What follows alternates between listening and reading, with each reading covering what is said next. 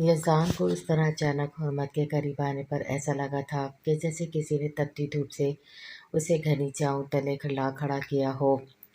Cool down, इतना गुस्सा आपके लिए ही नुकसानदेह है और वो लोग आपका ये गुस्सा भी डिज़र्व नहीं करते।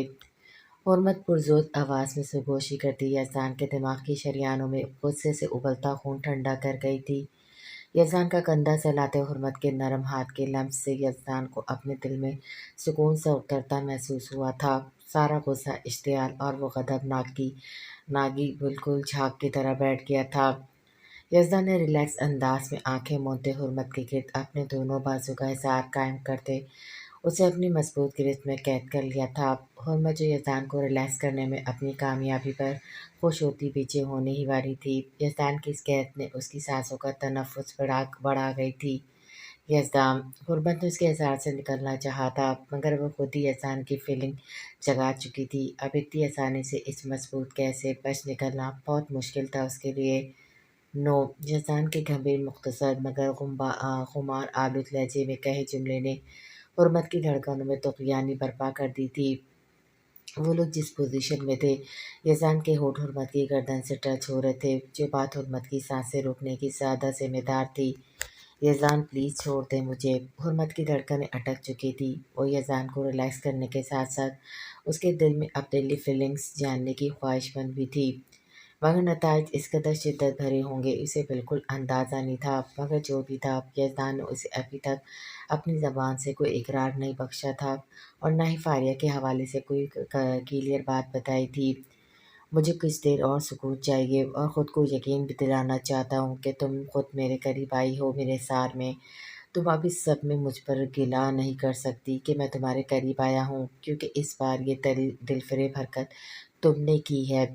यज़ान के बोलने पर उसके लफ्ज़ों से ज़्यादा उसकी हिलते लब हुर्मत की धड़कनें मुंतशिर करने को काफ़ी थी। हुर्मत को यज़ान की आवाज़ में मुस्कुराहट का अंसर महसूस हुआ था। मतलब अब वो बिल्कुल नॉर्मल हो चुका था और उसे तंग कर रहा था। यज़ान रहमानी, ज़्यादा फ्री होने की ज़रूरत नहीं है। आपने अभी मेरा गुस्सा नहीं देखा। छोड़े मुझे, वरना मुझसे बुरा कोई नहीं होगा। हुर्मत यज़ान का हिसार तोड़ने की हर मुमकिन कोशिश कर चुकी थी, मगर वो उसे आज़ाद करने को तैयार ही नहीं था। हुर्मत की धमकी पर यज़ान अपना कहकमा नहीं रोक पाया था। जाने मन, जिस तरह तुमने मेरा गुस्सा ठंडा किया, उससे कहीं ज़्यादा मोहब्बत भरे तरीके हैं मेरे पास। तुम्हारे गुस्से की शिद्दत उतनी होगी जितनी मेरे मनाने की होगी। यज़दान ने सरगोशी भरे अंदाज में कहते हुर्मत के कान की लौ चूम ली थी, जिस पर हुर्मत ने यज़दान की शर्ट सख्ती से दबोच ली थी। मिसेस हुर्मत यज़दान रहमानी, इस दिल के सबसे ऊंचे मुकाम पर रहती हो तुम। मेरे दिलो जान पर सिर्फ तुम्हारी हकमरानी है। अभी से नहीं, बहुत पहले से। तुम इस बात से बेखबर हो, लेकिन अगर तुम न होती तो आज यज़दान रहमानी यहाँ नहीं होता। फारिया से मेरा कागजी रिश्ता जुड़ा है, मगर तुमसे मेरी रूह का रिश्ता है। फारिया मेरी ज़िंदगी में कहीं स्टैंड नहीं करती और तुम मेरे लिए मेरी ज़िंदगी हो, जिसके बगैर एक पल गुजारना मेरे लिए इंतहाई मुश्किल है। यज़दान के अल्फाज हुर्मत को अपने दिल में उतरते महसूस हो रहे थे। यज़दान ने उसके वजूद को किसी गुड़िया की तरह उठाकर अपनी गोद में बिठा लिया था। हुर्मत उसके लफ्ज़ों की कैद में बुरी तरह जगड़ी कोई मज़म्मत कर ही नहीं पाई थी। उसका जल्लाद वाकई जादूगर निकला था, जिसने उस पर अपनी मोहब्बत का मंत्र फूंककर उसे अपने तलस्सुम में कैद कर लिया था। हुर्मत उसके सीने पर सर रखे अपने बेहद करीब मौजूद इसके मगरूर नकोश को तके जा रही थी। उसने हमेशा से यही तो चाहा था कि वो भी किसी की ज़िंदगी में सबसे ज़्यादा अहमियत का हामिल हो। उसके हंसने पर वो खुश हो, उसके रोने पर उससे भी ज़्यादा उदास हो। आज वो खुद को सबसे ज़्यादा खुशकिस्मत लड़की तस्वुर कर रही थी। जिस शख्स से उसे मोहब्बत हुई थी, वो पहले से ही उसे दीवानों की तरह चाहता था। जब अचानक एक बात का ख्याल आते ही हुर्मत इसे घूर कर देखती उसका हिसार तोड़कर निकली थी। अगर फारिया कहीं स्टैंड नहीं करती तो वो आपके इतने करीब क्यों आती है, आपको क्यों टच करती है? हुर्मत रवानी में अपनी जेलसी का इजहार करते बोल तो गई थी, मगर यज़ान के चेहरे पर बेसाख्ता उमड़ आने वाली मैंने ख्याजी लिए शौक़ी भरे तासुरात देखकर ज़बान दाँतों तले दबाते उसने ब्रेक लगाई थी, लेकिन तीर कमान से निकल चुका था। रुको तो, कहाँ जा रही हो? अपनी बात का जवाब तो सुन लो। चुपके से खिसकती हुर्मत की कलाई दबोचकर अपने करीब करते यज़दान ने उसका गाल खींचा था। मुझे नहीं सुनना आपका कोई जवाब। आपको जवाब भी आपके और आपकी फारिया की तरह बकवास ही होगा। حرمت اپنی کمر میں ہمایلی اس کے بازو ہٹانے کی کوشش کرتی ناراضگی سے بولی۔ فاریہ اور یزدان کے تمام سین اس کی آنکھوں کے آگے لہراتے اسے نئے سرے سے غصہ دلا گئے تھے۔ اچھا تو میں بکواس ہوں، لگتا ہے اپنے اچھے ہونے کا ثبوت دینا پڑے گا۔ یزدان کی آنکھوں میں ناشتی شرارت دیکھ کر حرمت نے اس کے سینے پر ہاتھ رکھتے اسے خود سے دور کرنا چاہا مگر وہ پوری طرح یزدان کی قید میں جگڑی چاہ چکی تھی۔ تمہاری بہت ساری گستاخیوں کا جواب دینا رہتا ہے ڈیئر لفائف، اب سب کا حساب دینے کے لیے تیار ہو جاؤ۔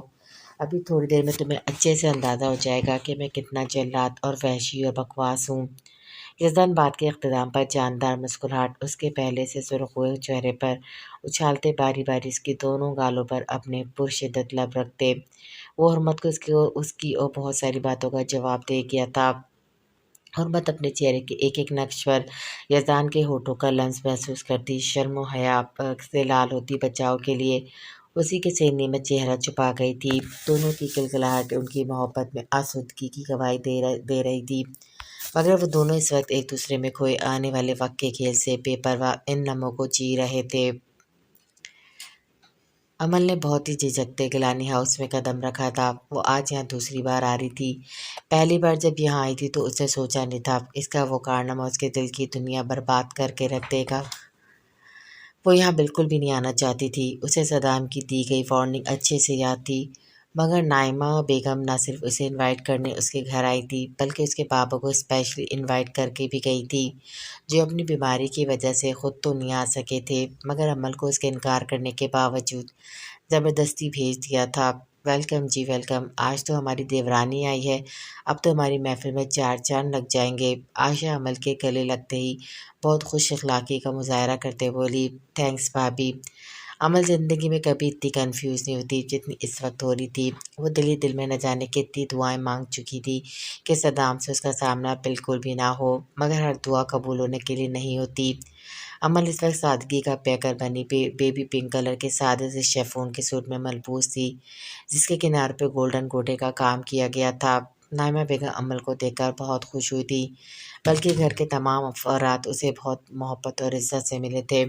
صدام کو ابھی تک کہیں نہ دیکھ کر امل کچھ حد تک ریلیکس ہو چکی تھی۔ امل بیٹا آپ جاؤ، ناشتے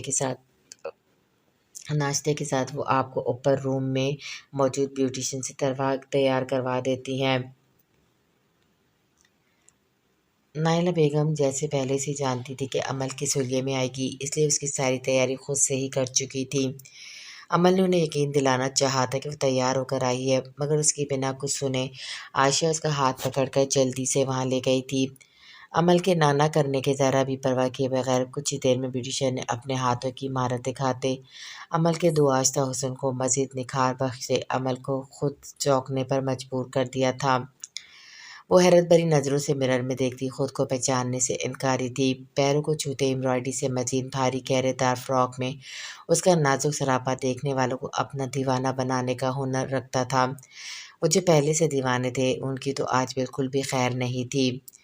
موتیوں کے زیور کانوں لگے اور گلے اور ماتھے پر ماتھا پٹی کی صورت میں پہنائے گئے تھے، جن کی دلکشی اور خوشبو جان لیوا ثابت ہو سکتی تھی۔ امل کے لمبے کھلے بالوں کو گجرے کی مدد سے بہت ہی خوبصورتی سے سیٹ کیا گیا تھا، اور امل کے بہت کہنے کی وجہ سے عائشہ نے امل کا دوپٹہ سر اور کندھوں پر اس اسٹائل سے سیٹ کیا تھا کہ وہ پردے کے ساتھ ساتھ اس کے حسن میں مزید چار چاند لگا گیا تھا۔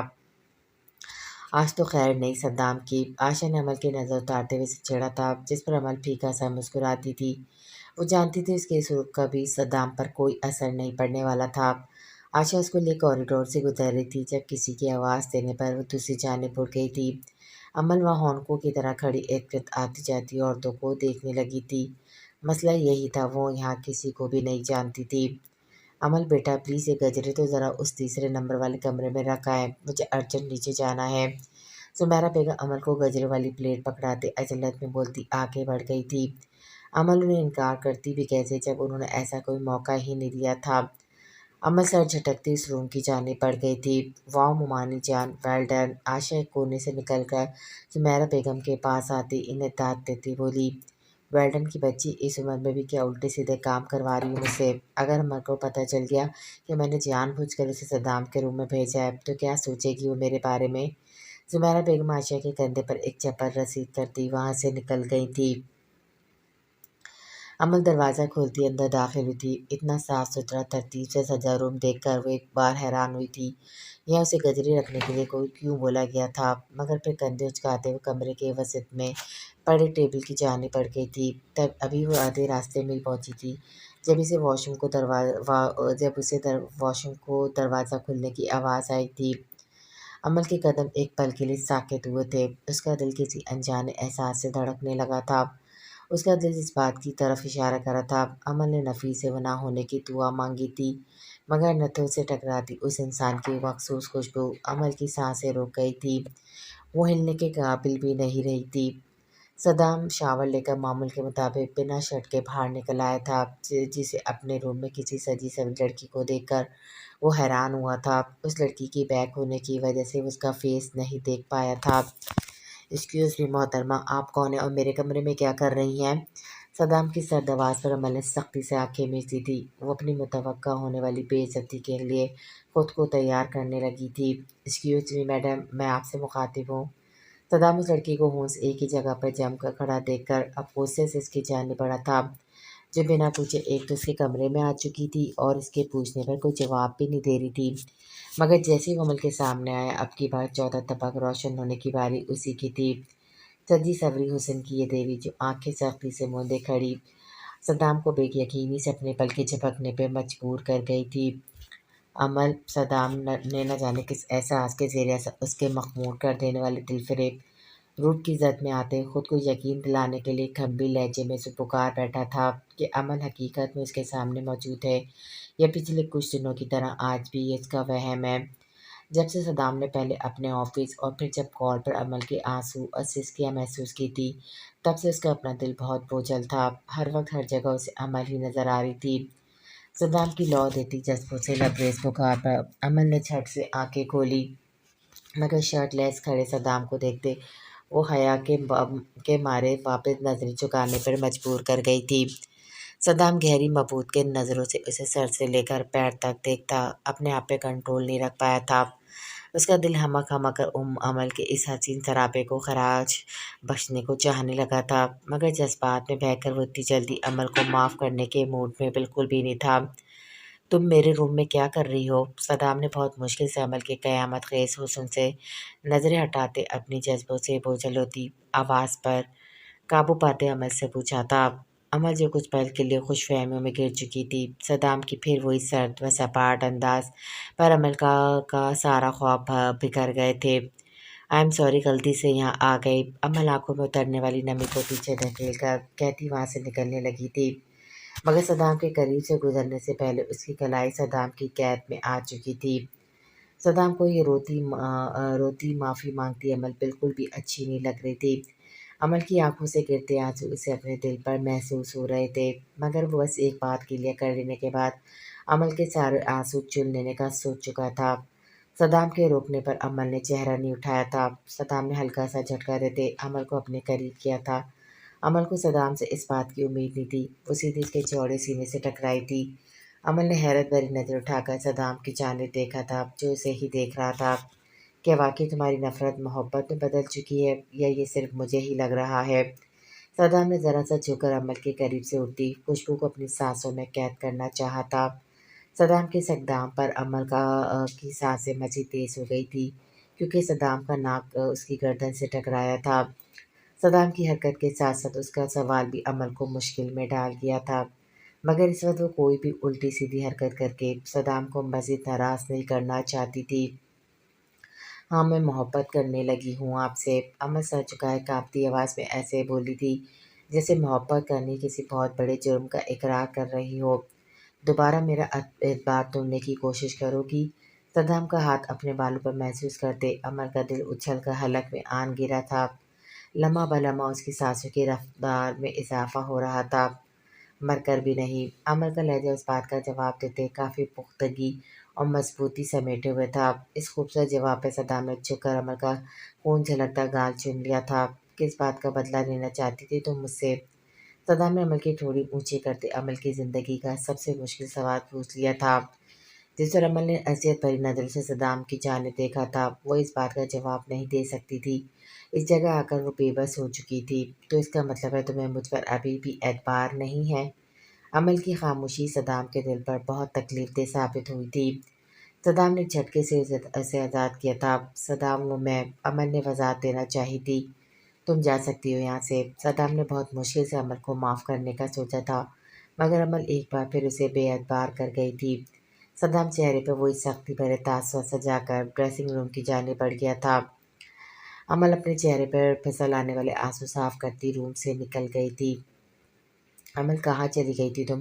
کب سے ڈھونڈ رہی ہیں بڑی مما تمہیں؟ آشا ایک جانب سے آتی عمل کے قریب گئی تھی، جس کی لال آنکھیں اس کے بہت دیر تک رونے کی گواہ تھی۔ آشا نے نوٹ تو کر لیا تھا مگر بولی کچھ نہیں تھی۔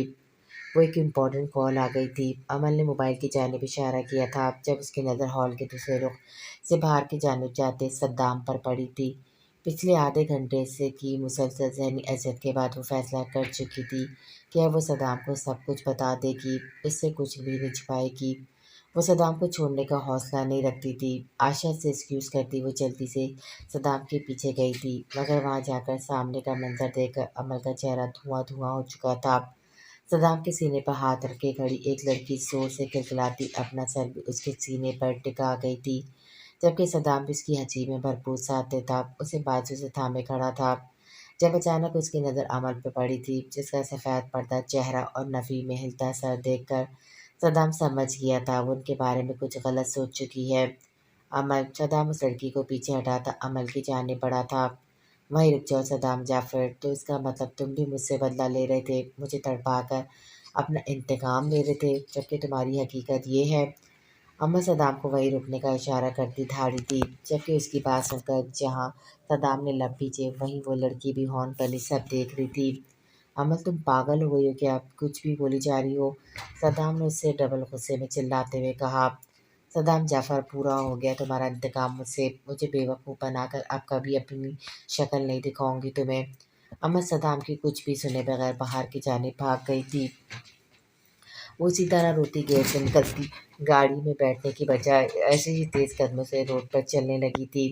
وہ اس وقت اتنی ٹوٹی بکھری تھی کہ اپنے تعاقب میں آتی گاڑی کو نہیں دیکھ پائی تھی، جو یکدم اس کے پاس رکتی۔ اسے کچھ بھی سمجھنے کا موقع دیے بغیر گاڑی سے نکلنے والے آدمی نے رومال اس کے منہ پر رکھ کر اسے بے ہوش کرتے گاڑی میں گھسیٹ لیا تھا۔ ایک منٹ بھی ضائع کیے بغیر وہ گاڑی سے وہاں سے نکل گئی تھی۔ جی بھٹی صاحب، آپ کل کی میٹنگ رکھ دیں۔ جی آپ فائلز ریڈی کر دیجیے گا۔ میں یسان ڈریسنگ ٹیبل کے سامنے کھڑا بال بنا رہا تھا، جبکہ دوسرے ہاتھ سے فون کان سے لگائے اپنے مینیجر کو ہدایت دینے میں مصروف تھا، جب یکدم اس کی نظر مرر میں ابھرتے عکس پر پڑی تھی۔ یسان کے بالوں میں چلتے ہاتھ کے ساتھ ساتھ اس کے باقی کے الفاظ بھی منہ میں دب گئے تھے۔ یلو اور پرپل کنٹراسٹ کا بھاری کامدار اور لہنگا پہنے اپنے کھلے بالوں کو سیٹ کرنے میں ہلکان ہوتی یسان کو وہ کوئی اپسرا ہی معلوم ہو رہی تھی۔ کنگن اور گجروں سے سجی سفید کلائیوں پر کمر سے لے کر ایک اسٹائل ڈالا بھاری دوپٹہ مہندی کے خوبصورت ڈیزائن سے مزین نازک ہاتھوں سے سیٹ کرتی وہ خود میں مگن یزدان رحمانی کو ایک بار پھر شدید محبت میں مبتلا کر گئی تھی۔ فریش بالوں کے زیور، جس کا استعمال حرمت نے اپنے بالوں میں بھی کیا ہوا تھا، اس کے حسن کو مزید آتشا کر رہے تھے۔ یزدان رحمانی کی یہ حالت ہونا معمولی بات تھی۔ فون پر دوسری جانب بھٹی صاحب یزدان کو آوازیں دیتے واپس ہوش میں لائے تھے۔ سر پھر آپ کو میرا آئیڈیا کیسے لگا؟ بھٹی صاحب کی بات پر یزدان نے بہت مشکل سے خود کو نارمل کرتے اپنے حواس جگہ پر لانے کی کوشش کی تھی۔ یزدان کی خمار آلود نظریں ابھی بھی مرر سے نظر آتی اپنی چہیتی بیوی پر جمی ہوئی تھی، بے حد حسین۔ یزدان حرمت کی جانب دیکھتے جو بولا تھا، اس نے بھٹی صاحب کو فون کان سے ہٹا کر دیکھنے پر مجبور کر دیا تھا کہ وہ واقعی یزدان رحمانی سے بات کر رہا ہے۔ جی سر۔ وہ بیچارہ الگ بزل ہوتا کنفیوژن کا شکار تھا۔ یزدان رحمانی کے سامنے بات دہرا کر بھی شامت اسی کی آنی تھی، اس لیے وہ بس اتنا ہی کہہ پایا تھا، جبکہ دوسری جانب جب یزدان کو احساس ہو وہ کیا بول چکا ہے تو وہ اپنا بے ساختہ امڑ آنے والا کہکمہ نہیں روک پایا تھا۔ بھٹی صاحب، میں آپ سے بعد میں بات کرتا ہوں۔ یزدان کا کہکمہ اور پھر مسکراتی آواز میں جواب دینا بھٹی صاحب کو اپنی جگہ ساکت کر گیا تھا۔ اس نے 4 سال یزدان کے ساتھ کام کیا تھا، مگر آج تک کبھی یزدان کی ایسی ہنسی سننا नसीब नहीं हुआ था उसे। यज़ान बिना फ़ोन कान से हटाए बाल बनाने लगा था, जो वैसे ही कब के बन चुके थे। हुर्मत ने यज़ान के कहकमे पर चौंक कर उसकी जानिब देखा था। हुर्मत को ड्रेसिंग टेबल के सामने जाकर अपना दुपट्टा सेट करना था। वो यज़ान के हटने का इंतज़ार कर रही थी। वो जानती थी सुलह में उसके लिए अपने इस जल्लाद के करीब जाना खतरे से खाली नहीं था, मगर उसे कॉल पर किसी के साथ हंसता देखकर हुर्मत के अंदर बीवी वाली शक ने सर उठाया था। उसने मशकूक नज़रों से यज़दान को घूरा था। उसे कहीं न कहीं लग रहा था कि यज़दान फारिया से बात कर रहा है। यज़दान अपने सेट बालों को जानबूझकर दोबारा सेट करने की कोशिश कर रहा था, मगर उसकी मुस्कुराती नज़रें शीशे में से नज़र आती हुर्मत पर थी। यज़ान हुर्मत के चेहरे के तासुरात, उसके अंदरूनी हालत का बआसानी समझ गया था। उसे हुर्मत का ये गुस्से से फूला चेहरा बहुत प्यारा लगता था। इस वक्त भी हुर्मत का चेहरा अपने इतने इग्नोर किए जाने पर गुस्से से लाल हो चुका था। नहीं, येलो कलर पहनो, वो तुम पर ज़्यादा सूट करता है। यज़ान हुर्मत को मती चिढ़ाने के लिए कब से बंद फ़ोन को कान से लगाए हुए था, जबकि अमल उसे फारिया से बात करने का समझती अपनी जगह जल बुन चुकी थी। वो यही समझ रही थी कि यज़दान ने अभी तक उस पर एक नज़र भी नहीं डाली। अब आप हट भी जाएँ, मुझे भी तैयार होना है। आप अपनी इम्पोर्टेंट कॉल मिरर से हटकर भी कर सकते हैं। जब हुर्मत से बर्दाश्त न हुआ तो वह ज़ब्त होते बोल पड़ी थी। यज़दान ने चेहरा नीचे करते बहुत मुश्किल से होठों पर बेसाख्ता उमड़ाने वाली हँसी रोकी थी। उसे अपने लिए हुर्मत का इतना पॉजिटिव अंदाज़ बहुत अच्छा लग रहा था। अभी मेरी तैयारी रहती है, तुम्हें अगर तैयार होना है तो तुम आगे आ सकती हो। यज़दान ने फ़ोन कान से हटाते हुर्मत को ऑफ़र की थी, जिस पर कुछ देर उसे घूरने के बाद हुर्मत दाँत पीसती यज़दान से कुछ फासले पे मिरर के सामने जा खड़ी हुई थी। अब उन दोनों का अक्स एक साथ मिरर पर बढ़ता एक पल के लिए हुर्मत के होठों पर बहुत ही दिलकश मुस्कुराहट बिखेर गया था।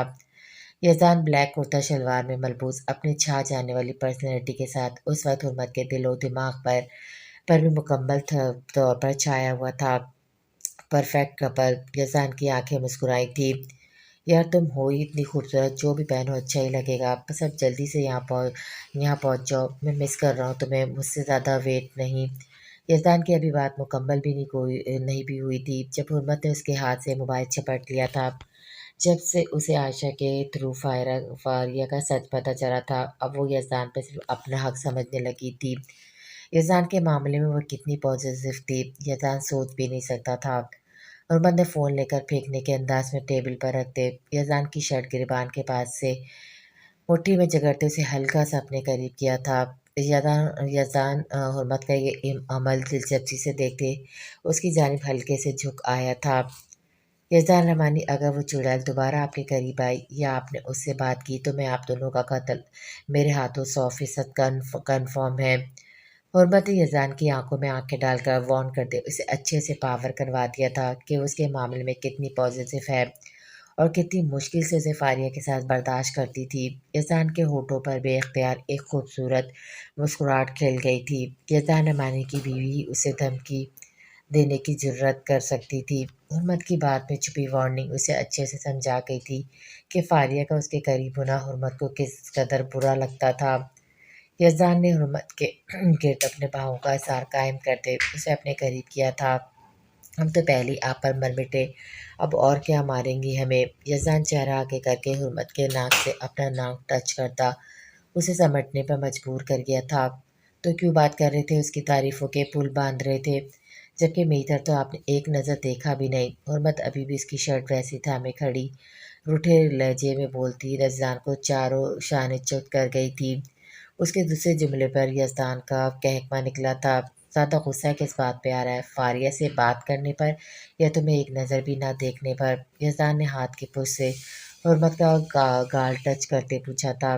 दोनों बातों पर हुर्मत की आंखों में नमी उतर आई थी, जिसे देखकर यज़दान के होठों की मुस्कुराहट गायब होने में एक सेकंड लगा था। हुर्मत, मेरी जान तुम रो क्यों रही हो? मैं उससे बात नहीं कर रहा था, सिर्फ तुम्हें तंग करने के लिए और तुम्हारे ये सारे एक्सपेरिशन एक्सपीरियंसेस एक्सप्लेनेशंस देखने के लिए ये बकवास की। और तुम इस वक्त किस कदर हसीन लग रही हो, मुझे तुम पर कितना प्यार आ रहा है, ये बात तुम्हें मेरे दिल की धड़कनें बताएंगी। यज़ान हुर्मत के गालों पर लड़क आए आंसू अपने पोरों पर चुनता उसका हाथ थाम कर अपने दिल के मुकाम पर रखते हुए बोला, آپ بہت برے ہیں، مجھے آپ سے بات ہی نہیں کرنی۔ حرمت اس کے دل کے مقام پر زور سے پنچ کرتی، اس کی لو دیتی نظروں سے گھبراتی، اسی کے سینے میں سر چھپا گئی تھی۔ یزدان نے بھی اس کے گرد گہرا تنگ کرتے قیمتی متاع کی طرح سمیٹ لیا تھا۔ عمل نے بہت مشکل سے اپنی دکھتی آنکھیں کھولتے ارد گرد دیکھنا چاہا تھا۔ اس کو بہت ہیوی ڈوز دی گئی تھی، جس سے اس کا سر بھاری اور آنکھیں بار بار بند ہو رہی تھی۔ اس کو صرف اتنا ہی یاد تھا کہ گیلانی ہاؤس سے نکل کر وہ پیدل ہی سنسان روڈ پر چل رہی تھی۔ کن لوگوں نے اس کو بے ہوش کر کے گاڑی میں ڈالا تھا، عمل ان کے چہرے تک نہیں دیکھ پائی تھی۔ عمل نے اپنی جگہ سے اٹھنا چاہا تھا، مگر وہ ہل بھی نہیں پائی تھی۔ وہ پوری طرح سے رسیوں میں جکڑی کرسی سے باندھی گئی تھی۔ اسے جس کمرے میں رکھا گیا تھا وہاں مکمل طور پر اندھیرا چھایا ہوا تھا۔ کہیں ایک دو کونوں سے نکلتی مدھم روشنی کی کرنوں سے اس کو ماحول سے کچھ حد تک مانوس ہونے میں مدد دی تھی۔ کوئی ہے یہاں؟ کون لایا ہے مجھے یہاں؟ تم لوگ مجھے جانتے نہیں ہو، چھوڑوں گی نہیں میں تم میں سے کسی کو بھی۔ عمل اپنی باڈی کی مدد سے کرسی کو تھوڑا سا اٹھا کر پٹکتے اونچی اونچی آواز میں چلاتی کڈنیپرز کو بلانے کی کوشش کر رہی تھی۔ عمل ایک بہت ہی زبردست فائٹر تھی۔ وہ ایک ٹائم میں 5-6 لوگوں سے لڑنے کا حوصلہ رکھتی تھی، مگر اندھیرا اس کی سب سے بڑی کمزوری تھی۔ اندھیرے کمرے میں بند رہنا، وہ بھی اکیلے، عمل کی بے چینی میں مزید اضافہ ہوا تھا۔ اس لیے وہ چلا چلا کر کسی کو بلانا چاہتی تھی۔ آگے جو ہوگا وہ دیکھ لے گی۔ عمل کو چلاتے 5 منٹ گزرے تھے جب اسے ایک طرف سے کچھ دروازہ کھلنے کی آواز آئی تھی۔ کوئی شخص دبے قدموں چلتا عمل کے سامنے آن کھڑا ہوا تھا۔ دروازہ کھلنے کی وجہ سے روم میں کچھ حد تک روشنی بڑھ چکی تھی، مگر پھر بھی عمل اس شخص کا چہرہ نہیں دیکھ پائی تھی، کیونکہ اس نے اپنے چہرے کو نقاب سے ڈھانکا ہوا تھا۔ کون ہو تم؟ کیا چاہتے ہو مجھ سے؟ بہت بڑی غلطی کی ہے تم نے ایس پی نور عمل کو کڈنیپ کر کے۔ عمل اس شخص کو خیر برساتی نظروں سے دیکھتی وارن کرتی بولی، جس کے جواب پر مقابل نے کہکمہ لگایا تھا، سب جانتا ہوں، نہ ہی ڈرتا ہوں تم سے اور نہ ہی تمہاری وردی سے، کیونکہ اس سے کہیں زیادہ پاور رکھتا ہوں میں۔ عمل کے غصے سے کہنے پر اس شخص نے سرد لہجے میں کہتے عمل کو اپنے روپ میں لانے کی کوشش کی تھی۔ کیا چاہتے ہو مجھ سے؟ مجھے یہاں لانے کی وجہ؟ عمل نے بنا اس شخص سے خوف کھائے پوچھا تھا۔ عمل کا لہجہ سامنے والے کو پاور کروا گیا تھا کہ اسے کنٹرول کرنا اتنا آسان نہیں تھا۔ صدام جعفر اور اس کی بربادی۔ اس شخص کے نفرت میں ڈوبے الفاظ نے عمل کو بہت بڑے شوق سے دوچار کیا تھا۔ کون تھا یہ شخص اور کیا دشمنی تھی اس کی صدام سے؟ اچھا مذاق ہے، تمہیں لگتا ہے میں تمہارا کہا مان کر اپنے شوہر کو برباد کروں گی؟ عمل نے تنزیہ نظروں سے اندھیرے میں کھڑے اس شخص کو گھورا تھا۔ میری خاطر نہیں، اپنے بھائی کی خاطر، بھائی کی زندگی کی خاطر تو کرو گی نا تم؟ اس شخص نے عمل کے سر پر بم پھوڑتے اس کی ہنسی لا کر رکھ دی تھی۔ کیا مطلب ہے تمہارا؟ عمل کی آنکھوں سے آنسو لڑک آئے تھے۔ تمہارا بھائی ہمایوں اشفاق اس دن بلاسٹ میں مرا نہیں تھا، بلکہ موزانہ طور پر بچ گیا تھا۔ جو ڈیڈ باڈی آپ لوگوں کو دی گئی تھی وہ کسی اور کی تھی۔ اس شخص کے الفاظ ایک طرف جہاں عمل کا دل خوشی سے پاگل کر گئی تھی، وہیں دوسری جانب اس نے خود کو ندامت کی گہرائیوں میں گرتا محسوس کیا تھا۔ یہاں پر بھی صدام جعفر بے قصور ثابت ہو چکا تھا۔ میں کیسے یقین کر لوں تمہاری بات کا؟ عمل نے بھیگے چہرے کے ساتھ اس نقاب پوش کو دیکھا جو اب اندھیرے میں رکھی کرسی پہ بیٹھ چکا تھا، اور عمل صرف اس کا ہلتا پیر ہی دیکھ سکتی تھی۔ عمل کی بات کا اس شخص نے کوئی جواب نہیں دیا تھا، مگر اسی وقت دیوار پہ لگی LED روشن ہوئی تھی، جس کے آن ہوتے اسکرین پر جو ویڈیو سامنے آئی تھی، اس نے عمل کے رونگٹے کھڑے کر دیے تھے۔ سامنے رسیوں میں جھگڑا تشدد سہتا اس کا اکلوتا بھائی تھا۔ عمل اس کو دیکھ کر پھوٹ پھوٹ کر روتی تھی۔ کتنا تڑپی تھی وہ اتنے سال سے اپنے بھائی کے لیے، اور اب اتنے سالوں بعد جب اسے دیکھا تو کس حال میں۔ عمل کو اس طرح روتا دیکھ کر چہرے کو نقاب سے چھپائے اس سے کچھ فاصلے پر کھڑے ہمایوں کی آنکھیں بھی نم ہوئی تھیں۔ اتنے سال اپنوں سے دور رہنا اس کے لیے بھی آسان نہیں تھا، مگر وہ جس دلدل میں پھنس چکا تھا وہاں سے اب اسے موت ہی نکال سکتی تھی۔ تم گھٹیا ظالم درندوں، کیوں مار رہے ہو میرے بھائی کو؟ اس نے کیا بگاڑا ہے تم لوگوں کا؟ چھوڑ دو اسے پلیز۔ عمل کو سمجھ نہیں آ رہا تھا وہ کیا کرے، کیسے اپنے بھائی کو ان ظالموں کے چنگل سے بچائے۔ تم بھی چھڑوا سکتی ہو اسے۔ صدام جعفر کو برباد کرنا ہوگا، اسے ہمارے پاس لانا ہوگا، جیسے بھی لاؤ۔ عمل نے اذیت اور بے پناہ تکلیف کے زیر اثر اس شخص کی جانب دیکھا تھا جو بے دربے اس کے دل پر وار کر رہا تھا۔ اگر یہی شرط اس کے سامنے کچھ وقت پہلے رکھی جاتی تو وہ ایک سیکنڈ کی بھی دیر لگائے بغیر اسے پورا کر گزرتی، مگر اس وقت صدام جعفر کی اہمیت کوئی اس کے دل سے پوچھتا جس کے نس نس میں بس چکا تھا، جس کو پہلی عمل اس قدر اذیت سے دوچار کر چکی تھی کہ اب اس پہ ذرا سی بھی آنچ آتی برداشت نہیں کر سکتی تھی۔ مگر دوسری طرف اس کا پیارا بھائی تھا جس کا صرف بدلہ لینے کے لیے اس نے اپنی پوری زندگی وقف کر دی تھی، اور اب وہ زندہ سلامت اس کے سامنے تھا، تو وہ کیسے اسے مرنے کے لیے یہاں چھوڑ دیتی؟ کیا وہ اپنے بھائی کو چھڑوانا نہیں چاہتی؟ کیا لگتا ہے بھائی سے زیادہ اپنے کچھ دنوں کے شوہر سے محبت ہو گئی ہے تمہیں؟ نقاب پہن کر کھڑے ہمایوں کو اس وقت اپنی بہن پر بے انتہا غصہ آ رہا تھا، جو سوچنے میں اتنا ٹائم لے رہی تھی، وہ بھی صرف اس صدام جعفر کی خاطر۔ میں تمہاری شرط ماننے کو تیار ہوں، مگر میرے بھائی کو کچھ نہیں ہونا چاہیے۔ عمل نے دل پہ پتھر رکھتے اپنی روح کو فنا کر دینے والا فیصلہ لیا تھا، مگر ہمایوں کے چہرے پر شیطانی مسکراہٹ بکھر گئی تھی۔ وہ کیسے بھول سکتا تھا کہ عمل اس کی بہن تھی، غلط فیصلہ تو لے ہی نہیں سکتی تھی۔ جب انسان کو برے کام اور ظلم اٹھانے کی عادت پڑ جائے تو اس کا ضمیر اندر سے مر جاتا ہے، جس طرح اس وقت ہمایوں کا ضمیر مر چکا تھا۔ عمل اس بات سے بے خبر تھی کہ اس نے ہمایوں کی یہ شرط مان کر اپنی جان بچا لی تھی، کیونکہ ہمایوں اپنے انتقام اور نفرت میں اس قدر اندھا ہو چکا تھا کہ اس نے پہلے ہی سوچ رکھا تھا اگر عمل نے اس کی شرط ماننے سے انکار کر دیا تو وہ اسی وقت عمل کو شوٹ کروا دے گا، کیونکہ عمل ایک پولیس آفیسر تھی، اور ہمایوں کی اصلیت جاننے کے بعد ہمایوں کو اس سے بہت زیادہ خطرہ ہو سکتا تھا۔ لیکن عمل کے وہم و گمان میں بھی یہ بات نہیں تھی کہ اس کا بھائی دولت اور طاقت کے نشے میں اس قدر مست ہو چکا تھا کہ اس کی شرط پوری کر لینے کے بعد بھی اس کے لیے کس قدر غلط سوچے بیٹھا تھا۔ اگر تم نے ذرا سی بھی ہوشیاری کرتے اپنے محکمے کو اس سب میں انوالو کرنے کی کوشش کی یا اس صدام جعفر کو بچانے کی کوشش کی تو تمہارا بھائی ایک سیکنڈ بھی مزید سانس نہیں لے پائے گا۔ میرے آدمی تمہارے آس پاس موجود ہیں، تمہارے گھر کے ملازموں کی شکل میں بھی اور تمہارے تھانے کے اسٹاف کے روپ میں بھی۔ مجھ سے ذرا سی بھی ہوشیاری بہت مہنگی پڑے گی تمہیں۔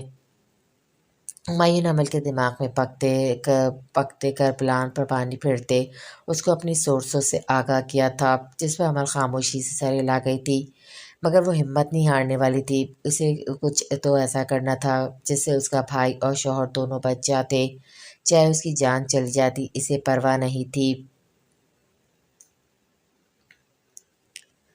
صدام پچھلے 2 دن سے عمل کو کال ملا کر تھک چکا تھا، نہ اس کے گھر آفس میں ملاقات ہو پا رہی تھی اور نہ ہی وہ کال پک کر رہی تھی۔ صدام جانتا تھا غلط فہمی کا شکار ہو کر وہ اس سے بہت سخت ناراض ہوگی۔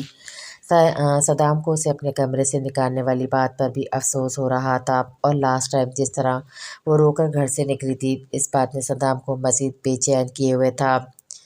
صدام کے مطابق وہ عمل کو اس کے کیے کی سزا کسی حد تک دے چکا تھا، اور عمل کو بھی اس کی غلطیوں کا احساس تھا۔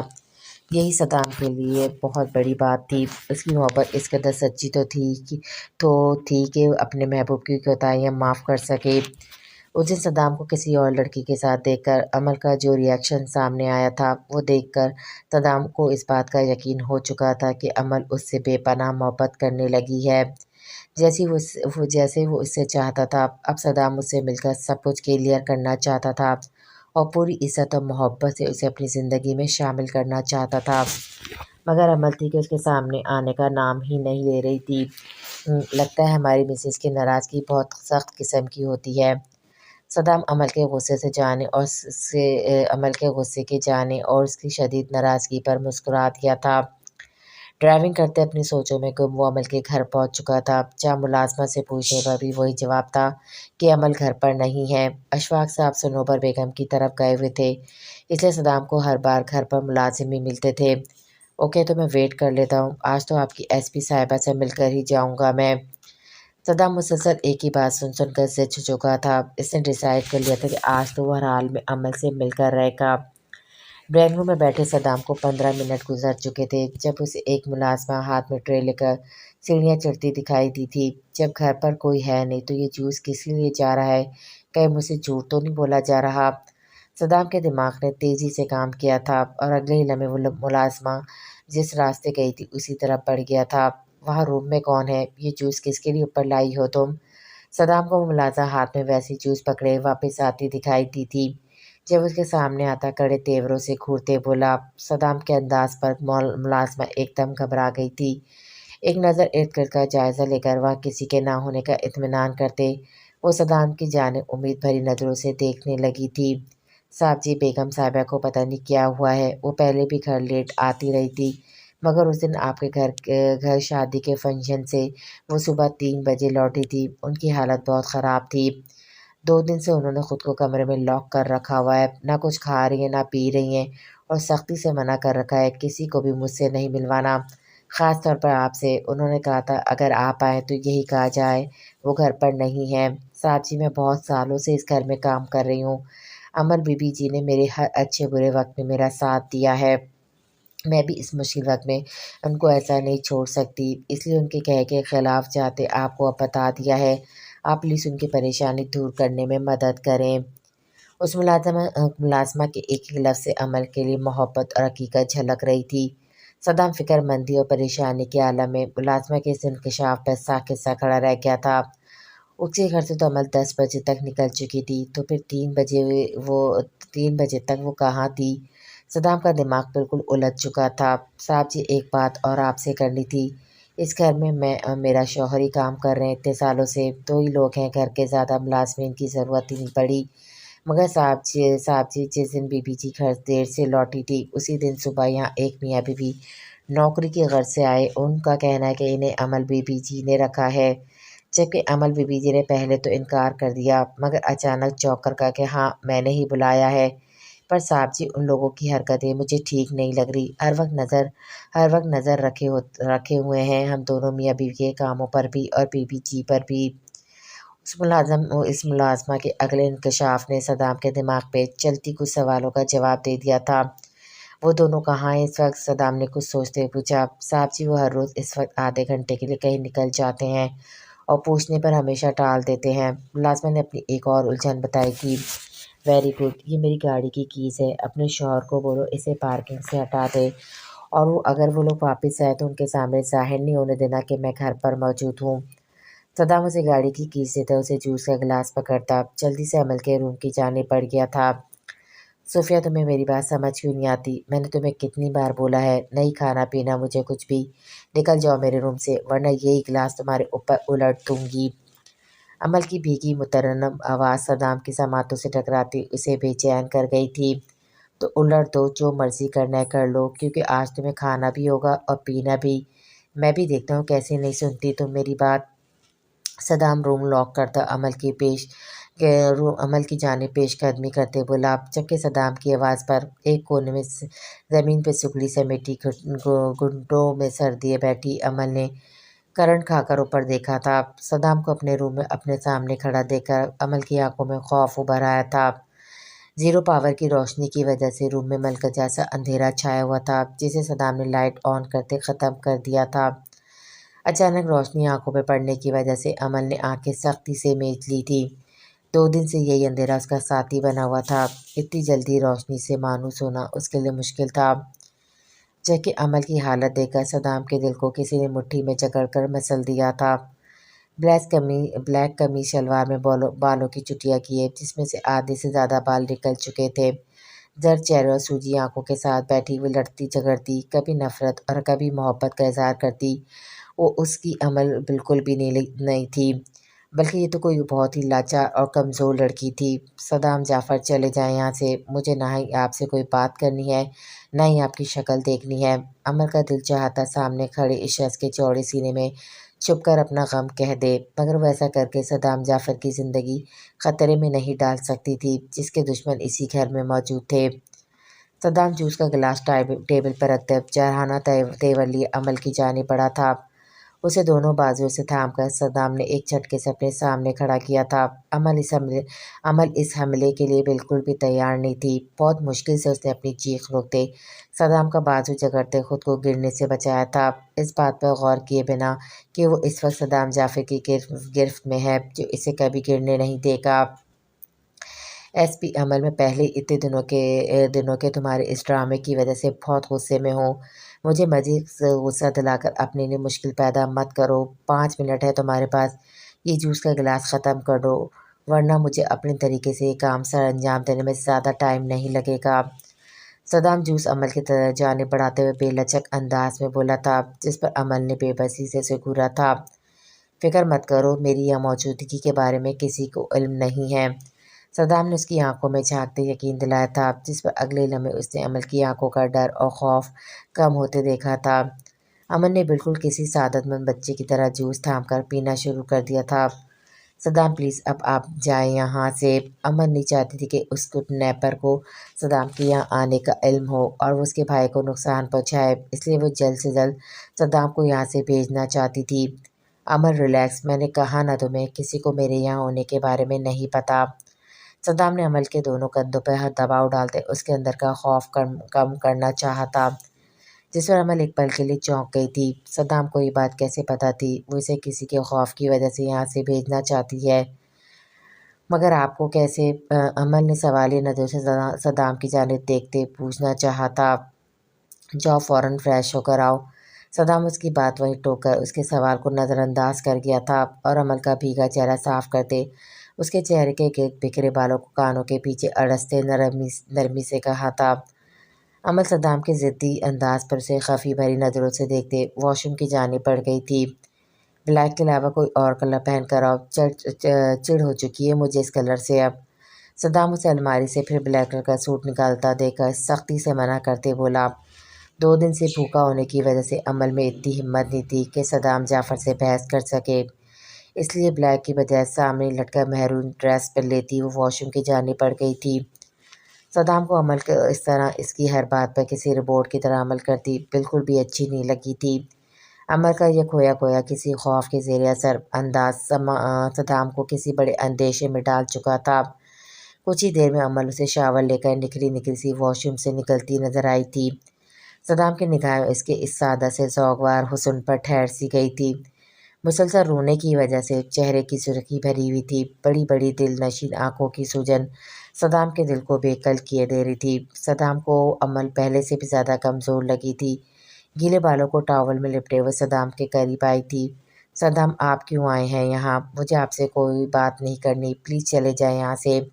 عمل کی ابھی بھی وہی رٹ تھی۔ صدام نے بنا کچھ بولے عمل کا ہاتھ پکڑ کر اسے اپنے قریب صوفے پہ بٹھا لیا تھا۔ تم مجھے بتانا پسند کرو گی ایسا کیا ہوا ہے جس نے ایس پی عمل کو کسی ڈرپوک اور کمزور لڑکی کی طرح چھپنے پر مجبور کر دیا ہے؟ صدام کے گہرے طنز پر عمل نے تڑپ کر اس کی جانب دیکھا تھا۔ میں چھپ کسی سے نہیں رہی، میری طبیعت ٹھیک نہیں تھی، مجھے کسی سے نہیں ملنا تھا۔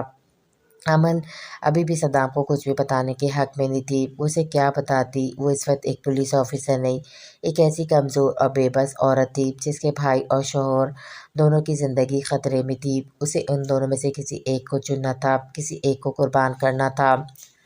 عمل بس بہت ہو گیا، اگر اب تم نے مجھے سچ نہ بتایا جو مجھ سے برا کوئی نہیں ہوگا۔ یہ کیسی محبت ہے تمہاری جس میں تم مجھ پر اعتبار بھی نہیں ہے؟ اس کا یہی مطلب ہوا نا تمہیں مجھ سے محبت نہیں تھی، بلکہ وہ صرف مجھ سے برا کرنے کا ایک پچھتاوا تھا جو کہ اب ختم ہو چکا ہے۔ صدام نے ترش لہجے میں کہتے عمل کو کچھ بولنے پر اکسایا تھا، جبکہ اپنی محبت پر صدام کی انگلی اٹھانے پر عمل تڑپ اٹھی تھی۔ نہیں صدام پلیز ایسا مت بولے، میں نے بہت محبت کی ہے آپ سے، بہت چاہا ہے آپ کو۔ ہاں میں بہت کمزور ہوں کیونکہ مجھ میں اب مزید کسی کو کھونے کا حوصلہ نہیں ہے۔ میں بچپن سے تنہا رہ کر اب تھک چکی ہوں۔ میں نے آپ کے ساتھ بہت غلط کیا، مگر میں اتنی ظالم نہیں ہوں۔ اس سب کے پیچھے بہت بڑی وجہ تھی۔ میں نے کتنی بار سوچا بھول جاؤں سب کچھ، نکال دوں وہ بدلے کی آنکھ اپنے دل سے، مگر میری مری بہن کی درد اور اذیت سے بھرے آخری الفاظ مجھے بے چین کر دیتے تھے، سکون سے نہیں رہنے دیتے تھے مجھے۔ میں کیا کرتی؟ عمل اپنا چہرہ دونوں ہاتھوں میں چھپا کر پوری طرح روتے جیسے پھٹ پڑی تھی۔ اتنے سالوں سے اس کے دل میں بھرا غبار اب اس کے لیے جان کا عذاب بن چکا تھا، جسے ایک مہربان کندھا ملتے ہی عمل نے نکالنا چاہا تھا۔ عمل کی یہ حالت صدام کا دل چیر گئی تھی۔ اتنے دن عمل سے روا رکھے گئے تھے، اپنے سلوک پر صدام کو خود پر جی بھر کا غصہ آیا تھا۔ اس نے بے اختیار آگے بڑھ کر عمل کو اپنے سینے میں بیج لیا تھا۔ اسے اس لڑکی کی کمزوری نہیں طاقت بننا تھا۔ عمل بھی صدام کا سہارا ملتے پھوٹ پھوٹ کر روتی تھی۔ صدام نے اسے چپ نہیں کروایا تھا، وہ چاہتا تھا وہ ایک بار ہی رو کر اپنا دل ہلکا کر دے۔ صدام مجھے معاف کر دیں، میں نے آپ کو اتنا غلط سمجھا، آپ ریزن جاننا چاہتے نا میں کس بات کا بدلہ لینا چاہتی تھی آپ سے؟ عمل نے جب رو کر دل کا بوجھ ہلکا کر لیا تو صدام کے سینے پر ہی سر رکھے اس نے بھیگی آواز میں سے مخاطب کیا تھا۔ صدام بولا کچھ نہیں تھا بلکہ عمل کا ماتھا چومتے اسے ہمیشہ اپنے ساتھ رہنے کا یقین دلایا تھا۔ عمل صدام کے سینے سے لگی اس کی دھڑکنوں کو محسوس کرتے سکون سے اپنے تن بدن میں اترتا محسوس کر رہی تھی۔ اس کے دل نے بے اختیار ہمیشہ کے لیے اسی پناہ گاہ میں رہنے کی دعا کی تھی۔ عمل نے بنا کوئی بات چھپائے سویرا اور ہمایوں کے حادثے سے لے کر اب تک کی ساری حقیقت صدام کے سامنے کھول کر رکھ دی تھی، جبکہ صدام شوق کی کیفیت میں آ چکا تھا۔ عمل اس کے حوالے سے اتنی بڑی غلط فہمی کا شکار تھی اور ہر بار عمل کے انویسٹیگیشن پر اسے صدام کے خلاف ہی ثبوت ملے تھے۔ اس بات کے ساتھ ساتھ ایک اور بات جس نے صدام کو بہت بڑے شوق سے دوچار کیا تھا وہ تھی ہمایوں کا زندہ ہونا۔ ایسا کون سا دشمن تھا جو اس کا جسے برباد کرنا چاہتا تھا اور جس کے قبضے ہمایوں تھا؟ ان سب باتوں نے صدام کی سوچوں کو الجھا کر رکھ دیا تھا، مگر اس وقت اسے خود سے بھی زیادہ اپنی پاگل بیوی کو سنبھالنا تھا جس نے 2 دنوں میں ہی اپنی حالت بگاڑ کر رکھ دی تھی۔ آئی ایم سوری صدام، میں جانتی ہوں میری ان کی شرط ماننے والی بات پر آپ مزید ہرٹ ہوئے ہوں گے، لیکن اگر میں وہاں سے بات نہ مانتی تو وہ لوگ میرے بھائی کو مار دیتے۔ عمل نے سر اٹھا کر صدام کی جانب دیکھا تھا، اس کی آنکھوں سے ایک بار پھر آنسو جاری ہو چکے تھے۔ عمل تم نے مجھے بہت ڈس اپوائنٹ کیا ہے، مجھے تم سے اس بات کی امید بالکل بھی نہیں تھی۔ صدام عمل کو خود سے دور کرتا صوفے سے اٹھاتا چہرہ اٹھا کر کھڑا ہو گیا تھا، چہرہ موڑ کر کھڑا ہو گیا تھا۔ وہ جانتا تھا اس کی ہمدردی دکھانا عمل کو مزید کمزور کر سکتا ہے اور ایسا وہ ہرگز نہیں چاہتا تھا۔ عمل ایک مضبوط اور بہادر لڑکی تھی جس نے اپنے مشکل ترین وقت میں نہ صرف اپنے بابا کو سنبھالا تھا بلکہ خود بھی پولیس فورس جیسی ٹف فیلڈ میں آ کر اپنا آپ منوایا تھا۔ تو ایسی لڑکی کمزور کیسے ہو سکتی تھی؟ اکثر مضبوط لوگوں کی زندگی میں بھی ایسا ٹائم آتا ہے جب وہ خود کو دنیا کا کمزور ترین انسان تصور کرتے ہیں۔ اس وقت اگر انہیں ہمدردیوں اور دلاسوں پر چھوڑ دیا جائے تو وہ اپنی اصل شخصیت کو کھو دیتے ہیں، اور صدام ایسا کبھی ہونے نہیں دینا چاہتا تھا۔ اس کی عمل ہار نہیں سکتی تھی، نہ وہ عمل کو اپنے سہارے پر چلانا چاہتا تھا۔ صدام کے مطابق عورت میں مرد سے زیادہ درد اور تکلیف برداشت کرنے کا حوصلہ ہوتا ہے، اور دنیا میں کوئی عورت کمزور نہیں ہوتی۔ وہ کسی کے سہارے کے بغیر آگے نہ بڑھ سکے، بس اسے اپنے اندر کی طاقت کو پہچاننا ہوتا ہے۔ اگر وہ خود کو پہچان لے تو دنیا کی کوئی طاقت اسے ہرا نہیں سکتی۔ صدام کو بھی عمل کو اپنی اسی طاقت اور خود اعتمادی کو جگانا تھا۔ صدام کے الفاظ پر عمل کی آنکھوں میں آنسو کی شدت میں اضافہ ہوا تھا۔ اسے اسی بات کا ڈر تھا کہ صدام اس سے ناراض ہو جائے گا، اور وہی ہوا تھا۔